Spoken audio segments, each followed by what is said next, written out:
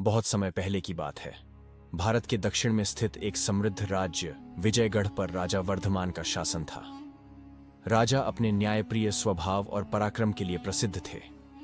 उनकी एकमात्र संतान राजकुमारी चंद्रलेखा न केवल सुंदर थी, बल्कि अत्यधिक बुद्धिमान और साहसी भी थी। राजकुमारी को बचपन से ही शास्त्रों, अस्त्र शस्त्रों और रहस्यमयी विद्याओं का ज्ञान था। एक दिन राजमहल के पुजारी ने राजा को आगाह किया, राजकुमारी के भाग्य में एक भयंकर अभिशाप है। 18वें वर्ष में प्रवेश करने से पहले यदि वह महल के नागवन में चली गई तो उसका जीवन संकट में पड़ जाएगा। नागवन महल से थोड़ी दूरी पर स्थित एक प्राचीन जंगल था, जहां कोई जाने की हिम्मत नहीं करता था।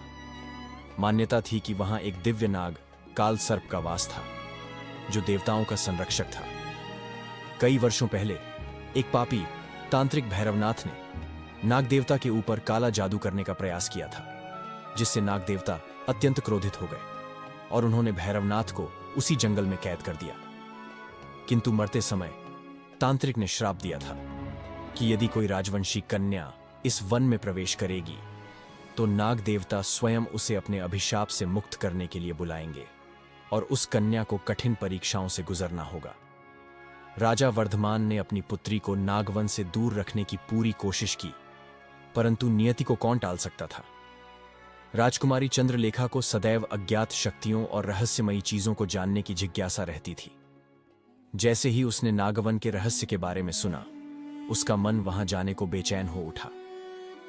18वें जन्मदिन से एक रात पहले, जब पूरा महल सो रहा था, राजकुमारी अपने कमरे से निकली और अकेले ही जंगल की ओर चल पड़ी। जैसे ही वह नागवन के प्रवेश द्वार पर पहुंची, उसे लगा कि कोई अदृश्य शक्ति उसे अंदर खींच रही है। उसने चारों ओर देखा, परंतु वहां केवल घना अंधेरा था। तभी एक भीषण गर्जना के साथ पूरा जंगल हिल उठा। अचानक उसके सामने एक विशाल सर्प प्रकट हुआ, जिसकी आंखें आग जैसी लाल थीं।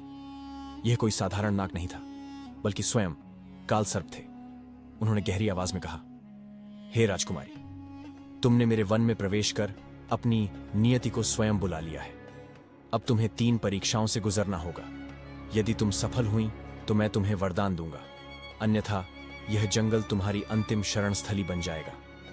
नाग देवता ने एक माया उत्पन्न की और राजकुमारी को ऐसा प्रतीत होने लगा कि वह एक अंधेरे कुएं में गिर गई है। चारों ओर अजीबोगरीब परछाइयां थीं, जो उसे पकड़ने की कोशिश कर रही थीं, परंतु उसने अपनी आंखें बंद की और अपनी आत्मशक्ति को जागृत किया। धीरे धीरे सारा भ्रम समाप्त हो गया और वह फिर से जंगल में खड़ी हो गई।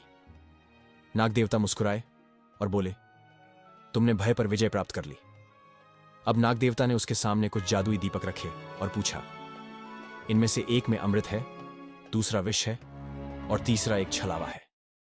यदि तुमने सही दीपक का चयन किया तो तुम परीक्षा पास कर जाओगी।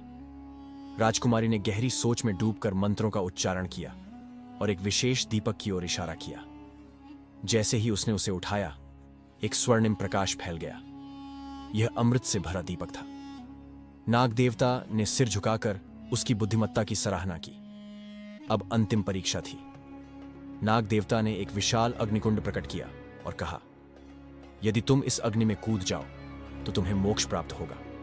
लेकिन ध्यान रहे, यह अग्नि वास्तविक नहीं है। यह केवल तुम्हारे आत्मबल को परखने का माध्यम है। यदि तुम में सच्चा साहस है तो कूद जाओ।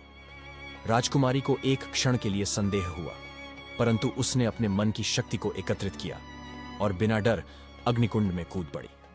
परंतु जैसे ही उसने छलांग लगाई, अग्नि शांत हो गई और वह सुरक्षित जमीन पर खड़ी हो गई। नाग देवता ने प्रसन्न होकर आशीर्वाद दिया, तुमने सभी परीक्षाएं पार कर ली हैं। अब यह अभिशाप समाप्त हुआ। तुम भविष्य में एक महान रानी बनोगी और तुम्हारा नाम युगों तक अमर रहेगा।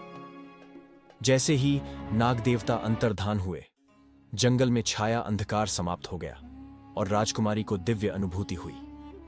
वह पुनः महल लौटी और अपने माता पिता को सारी घटनाएं सुनाई। राजा वर्धमान को अपनी पुत्री पर गर्व हुआ और उन्होंने घोषणा की कि राजकुमारी को राज्य की उत्तराधिकारी बनाया जाएगा। समय बीता और राजकुमारी चंद्रलेखा एक महान रानी बनी, परंतु उन्होंने अपने जीवन भर नागवन की याद को अपने हृदय में संजो कर रखा। माना जाता है कि उनकी आत्मा आज भी उस जंगल में गूंजती है और जो भी सच्चे हृदय से नाग देवता की पूजा करता है उसे दिव्य आशीर्वाद प्राप्त होता है।